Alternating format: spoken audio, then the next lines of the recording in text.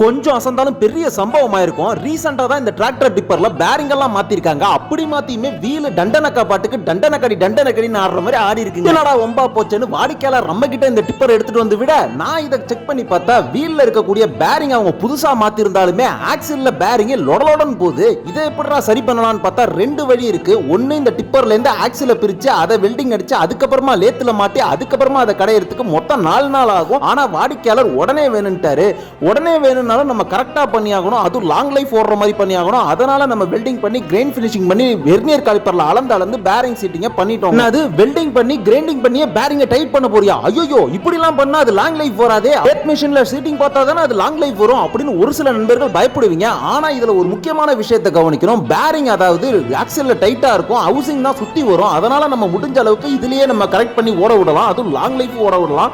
இப்போ நான் ரெண்டு சைடு என்னோட வேலைகளை முடிச்சிட்டேன். பிடிச்சிருந்தா லைக் பண்ணி சப்ஸ்கிரைப் பண்ணிடுங்க. நன்றி.